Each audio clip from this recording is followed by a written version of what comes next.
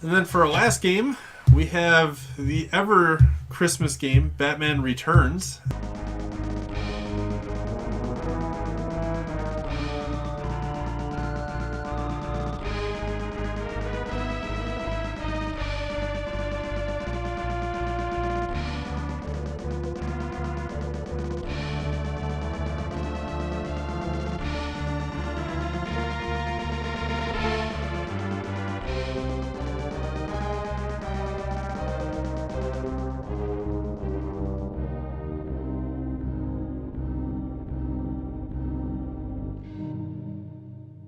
And Dave, would you tell us about Batman Returns? So yeah, Batman Returns is a pretty good beat 'em up on a system that's kind of starved for them.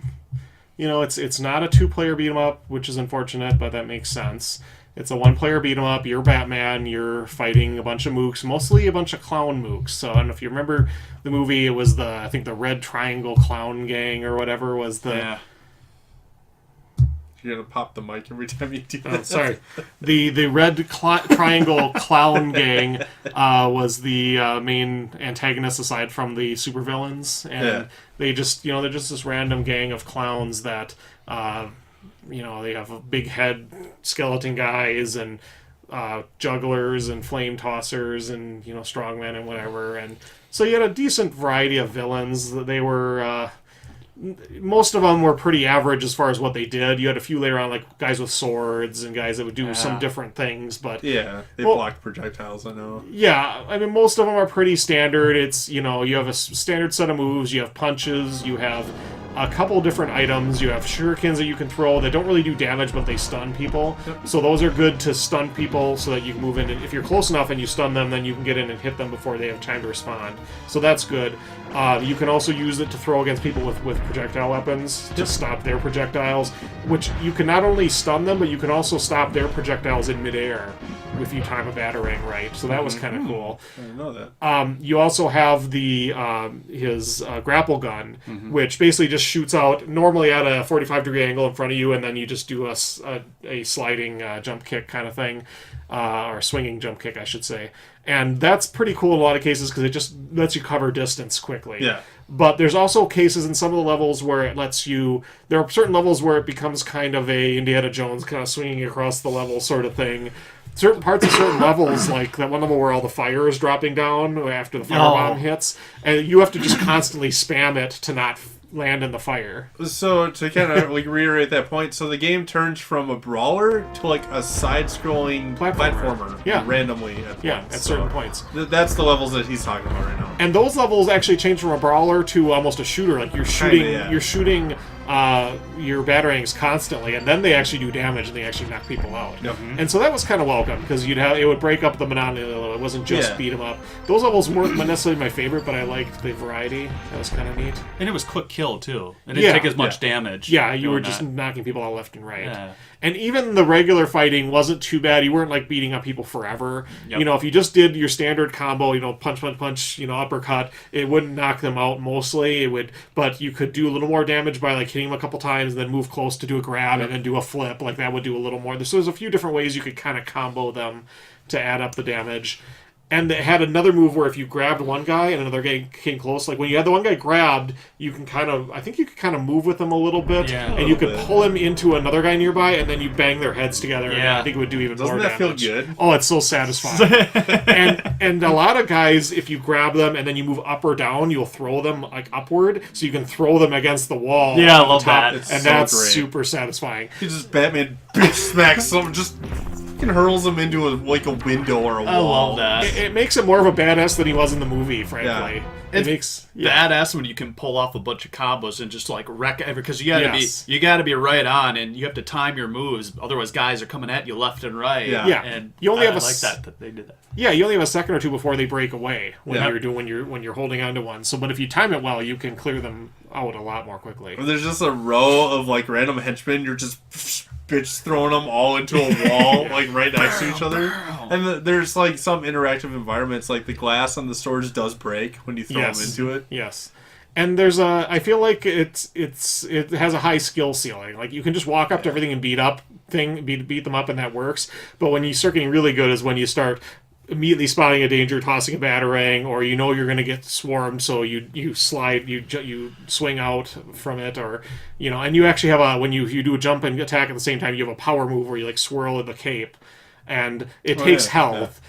So that's another one I was like, you kind of have to know if you know you're going to take health, then just use that first, and then beat them up. You also have these vials that you throw, which the first time I played through, I couldn't figure out the proper thing to use them. And you know why? Because in the options menu it says just press X. It does. And it's a line second. It's actually up and X, or up in whatever button you select. No, I thought it was left, right, and X. Maybe it is. Oh, yeah, you're right. Yeah, it's the left test tube? Yeah, the test tube, which is basically a clear-the-screen bomb that you have so many of. Yeah. And you can get more as you go through the level. Like, you see little power-ups that are hanging on bats. Yeah. Like a little vial or a little heart or whatever. A doobie. Which is cute. Just floating doobies. Yeah, right? And you can use them to clear enemies, but I saved them for bosses. Because the bosses, you'd beat on them forever and it wouldn't even show any damage. Like, you would have to beat on them forever before it started showing damage. Yeah, when it started showing damage, that's when they were getting close to being dead. Of course. And so I would save the vials and just keep hammering with those to try and get their life down into where I could 4 see vials it. is like almost 2 life meters. Right. Worth it. Which it's a little frustrating that you couldn't see how much damage you were doing, but I'm fairly confident it was actually doing a fair amount of damage. I think it does, because when I looked it up, everyone's like, "Oh, save the vials for the boss." Yes. Like, it must do something. Yeah. It does. It does. It just doesn't show it right away. Yeah. Because the bosses are by far the hardest part of the game, I want to say. Other than the first time you do the platforming with the grappling hook, I died like 5 times just not figuring out how to do the grappling hook. Figure out the window part? Yeah, where you're jumping on That's the what I was windowsills. texting you about. Oh, I thought you were... I'm like, what are you talking about? No, and then I was like, oh, you're supposed to get onto the beam. Yeah. And then work your way over it. Yeah. It took me... And if you get better with the grappling gun and you stay up higher in the screen, that level becomes higher than it, or easier than it normally would. Like if you just spam the grappling gun, it gets way better. Which doesn't really make sense. It's kind of dumb when you think about it, but it works. Whatever. I mean, they tried. Yeah. It worked out better than a lot of these games do. It wasn't. There weren't too many stages in the game that frustrated me with the constant, falling deaths. No, basically just that. And there's a cool Batmobile level. Yeah. I just wanted to mention that. That's actually a really fun level. Yeah, you're just shooting constantly out of the Batmobile. Feels like you're playing an old arcade game. Yeah, it kind of feels like Bayou Billy on the NES, but better. Like actually fun. I was not going to go with the Bayou Billy reference. That game, it just reminds me. You're swerving constantly and you're shooting things and you're trying to. A lot of the level you're just trying to avoid running into stuff. Yeah. So there's parts where it's obviously there's way more on the screen, but I just was trying to give an example where you'll see like 3 clowns on the left side or the right side, and if you can shoot or dodge all of them, then you don't take damage. I never took anywhere near enough damage to be at risk. I barely took any. But that was the way to play it. You can try and grab as many power-ups as you can through the level at certain points. But those are really hard too, though. Yeah, it kind of was. But mostly you're just shooting stuff for the fun of it, and the boss isn't very hard. It's just fun. The boss is basically Sweet Tooth from Twisted Metal. Kind of, yeah. I don't remember that from the movie very well, but yeah, I'm sure it's probably. I don't remember that being in the movie. I remember the general plot of the movie. I remember the clowns attacking at the beginning. I don't remember if Penguin got involved with them, like if he took them over or if he ran that gang. But I remember the whole part about the Ice Princess. You see her a lot. She's this woman, with a very skimpy outfit that gets kidnapped, and it follows it. It follows the movie pretty well. Yeah, like the cutscenes are right there. Yeah, there's actually text in there saying, "Ha ha ha, Batman! I've framed you for killing the Ice Princess." Blah blah blah. Kind of stuff. Like legit, they show Michael Keaton. It's not some generic white guy. It's Michael Keaton. Which is kind of cool. Yeah. Yeah, even when the Catwoman steals the Ice Princess, some of her lines are in there. Yeah, girl talk. Yeah, girl talk, and when she falls her down. Yeah, I will say Catwoman by far the hardest thing in the game. Yeah, you fight her twice. Especially the first time you fight her, she's by far worse. Fucking whoops your ass. Yeah. So yeah, she just charges across the screen, and you have to dodge the charges. And when you're up close beating on her, just randomly, she'll just do certain moves that you can't really avoid, and they always take priority. Yeah, it's just the whip move. So you pretty much have to dodge up or down to get in close and get in a few hits, and then just back away. Like you can't get greedy and try and get in too many hits. Every time I face her, there's multiple lives lost. Yeah. Just doing my best. I think the best I did was 6, maybe, off of it. It was a pain in the ass. And maybe I did 5. Yeah, and I think the batarangs actually hurt her. but you, like, instead of stunning her, they actually hurt her. Oh. But you can't, like, throw too many of them before she charges you or does something else. And you can hit her with the swinging jump kick thing, but again, sometimes she'll do a move that counters it, so... That was a lot of my go-to in that game. Was I jump kicked a lot. Yeah, a lot of jump kicks. So I could figure out the mechanics with the fighting mechanics, a combo. And with her, I found I didn't try and lead with the grappling gun jump kick, but I would use it to counter some of her moves sometimes. Same thing with the batarangs. So yeah, so you fight her twice, and each time is torture completely. You fight the penguin 3 times. The first time, I found it really hard to figure out that pattern. So you have like 4 different attacks, and he's always floating around on his umbrella. Yeah. I thought that was really hard, and you don't deal that much damage to him. Yeah. I eventually figured out all the patterns, even though they kind of don't make sense. I figured it out and beat them. That was the level where you're just constantly throwing batarangs when you fight. Oh, that okay. Constantly. Yeah, and you can kind of duck under some of his attacks, but not all of them. And it's really weird. Some of the attacks, it just seems like you have to soak a hit. So that's what I thought, and then I finally figured out the pattern was a couple of them. You have to hit him a couple times, so he actually floats higher than your character model, and then you can duck under him. Right, and I succeeded in some of those, but then some of the other ones, it seemed like you just didn't have time to get out of the way. It's very awkward fight. Yeah. I figured it out after losing a few lives, right? But it is doable. Yeah. His second fight is him and the giant ducky. That's right. That was easy. I love that because that was fun. That's in the movie, isn't it? Yeah. Yes. Oh, yeah. Yes. And it's almost it's Tim Burton. It's like borderline creepy. It's it's stupid, but that's what I remembered as a kid was his stupid duck. The whole thing about that movie was it was the whole Batman thing, so they wanted to sell all these toys and they wanted to make it kid friendly, but it's Tim Burton, so he can't resist making everything super creepy and silly and whatever. And especially that movie, out of the two, that was Penguin looked kind of gruesome and Catwoman looked kind of stripperific, and it wasn't really made for kids, but they tried to kind of force it into that whole the square peg in the round hole. I remember as a kid I was like kind of scared of the movie, but it's also kind of a joke at times. Yeah, it was kind of fascinating, but it's weird. not for super young kids probably, and that movie's done better than the two that follow. The two that follow. Forever and Batman and Robin. Fucking garbage. That's just.